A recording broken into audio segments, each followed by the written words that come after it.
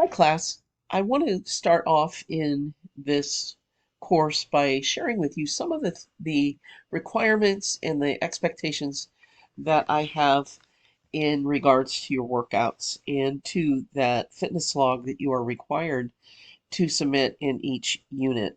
A lot of people have some questions about it, so hopefully I can answer some of those that you might have as we come into the class, but also perhaps as you go forward, you'll be able to refer back to this. But please remember that you can always email or call me, and I'll be happy to chat with you and answer any questions that you have. Now, in regard to your fitness logs and your workouts, there are some very specific requirements and expectations. Please remember that you're in a dual credit course. This means that you're not just getting high school credit, but if you choose to register with CWI, you will also be getting your college credit.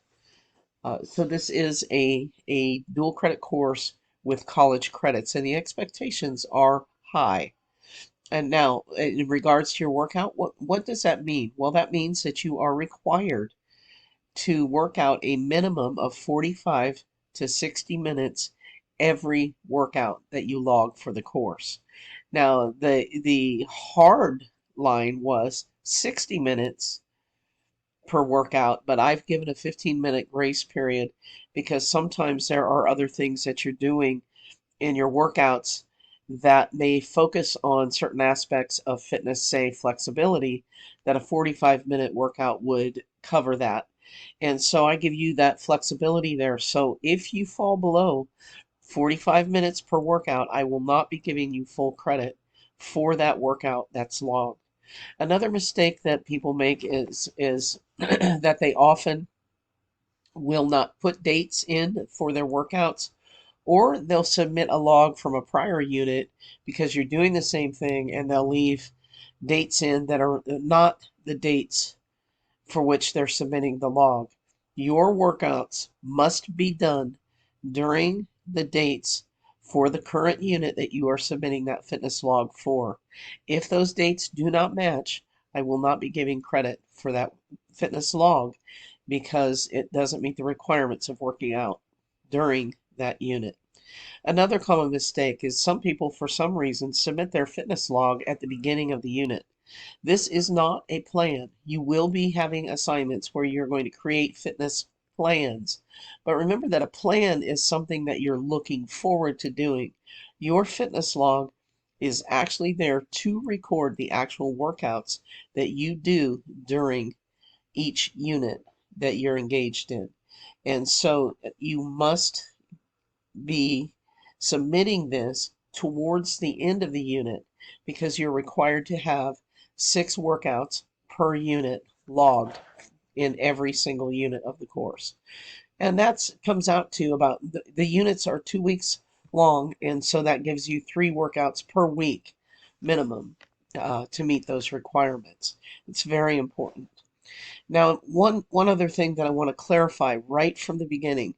I know that some of you uh, work on your ranches and that you have some very intense and physical labor that is done in that type of work, but you cannot log work or chores or helping your grandma move or let's say mowing the lawn. Those kinds of things cannot be counted in your workouts. So don't log them. Don't put down activities like that because I will not be giving credit for chores, work, or any other kind of related activity that does not target a focused and specific workout that you put together.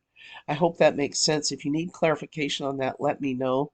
I do know that some of you have some very intense jobs that have uh, strenuous physical requirements to them, but the purpose of this class is to help you put together the concepts of fitness that you're going to be learning and designing workouts that target those fitness components. And so you need to be doing that and expressing that in your workouts and not just logging the work or chores that you're doing.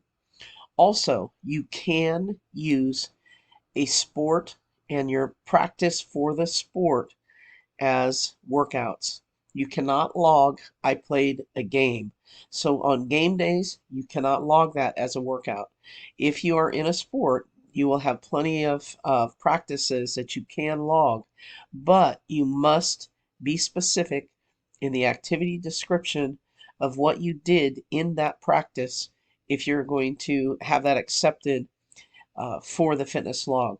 I would not ask you to try to do workouts over and above the practices that you have for your sports. That would not be productive. Just be sure, as I said, that you're being very detailed in the activity descriptions of what you're doing in your practice. Also, be sure that you are taking your heart rate every workout one time.